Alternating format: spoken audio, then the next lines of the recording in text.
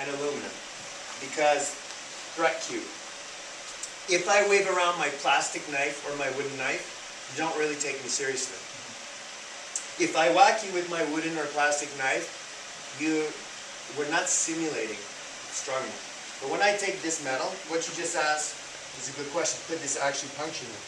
I'm sure it could. Now we have the right stimulus, the right fear, and it really hurts. It hurts. It's steel. So steel is stronger than flesh. So you should train with steel. You should train with something dangerous, like simulating that it's dangerous. The days of training with wooden and plastic knives are limited and almost over. We have plastic knives for people that just begin, but for people that have seen it, I'm not going to give you plastic knives.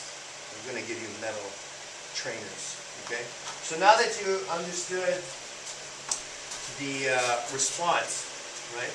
Our quick twitch response, our flinch response, I want to show you how it works with the blade. So the blade comes, and it's called number 1. Okay? So that angle is number 1. So all I did was the same action of moving inside. I have my baton, it's the same action. I have my flashlight, it's the same action.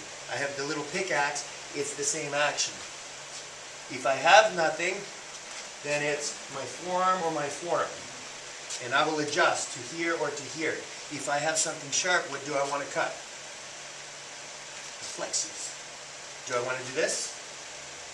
No, because the last time I checked, you can't kill someone with that. It's very bad. Yeah. So if we both want to kill, and this was one of the greatest lessons I ever learned about people teaching how to defend from a knife and turn the knife back in and kill the guy, and you know you're fighting for your life, so I don't have time to think of. Well, sure you do. You have a lot of time in your training to think of the response. Here's the response. We've both been taught to kill each other when it comes to knives. He's going to do a number 1, which is a slash to my neck, common cut, a puncture, and I'm going to do a slash. Okay? So here's the guy. He's attacking me, and I defend myself. There are no ties in a knife fight, so we both get killed. And the thing with those techniques, if my first action is this, I still got cut. He's still in action. Some people can get stabbed 18 times, don't know they're dead yet. Don't know they're dead. They're bleeding out. They do not know they're dead, so they keep fighting. So the techniques that I have to teach you is to take out what's hurting me. Now, if I wanted to decide to do something disgusting like that, I could. But there's no need to. Do you know why? Because I just cut out his arm. So that's the ethical part of this defense. You can have a lot of confidence that you're not going to go over the level of force that is required. So the number 1 is I stepped in with the right, I cut, I'm just going to turn around. So my reaction is it comes from here, and I cut, and I'm going to come down. And number 4, and he's going to defend with a barrier, cut, come over to 12, and we're going to start the cycle again. So what we're going to do 25 times. One more time, cut comes, whoa. A cut comes, I turn in. I turn in.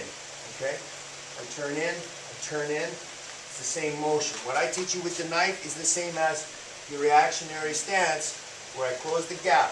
What I want to learn is if I have something in my hands, this will be stronger than his flesh. You need to get in your mind not to do this. Just with your arm, right? Because it can slash down again. I don't want to get cut. I want to make sure I put a barrier in front of me at all times. And when I don't have a blade, you see? Same motion, over and over. Now you can see, he wanted to, when I check, he pulls it back. He wants to slash. He wants to get his weapon. So he's actually helping me as I drive. Let go of that blade. Let go of that. Oh, that's right. I can cut out his arm. I can throw it away. I can put it underneath my knee. Right? Awesome, right? Palm up. Okay, so 25 times. I'm going to put the steel in the way. You see? Same shape. Put the steel in the way. Check that power and cut. And wait. Cut. Cut. There's that checking motion. With my left, with my right, if I was square, but it's moving inside the blade. it's a very common open to close position for me to go, or this, or this, or this. What didn't change? What didn't change? His movement. His reaction. His reaction. Yeah, man. I can go like this, and I can turn it. You're telling me it works with a left-handed attack? Is that insane?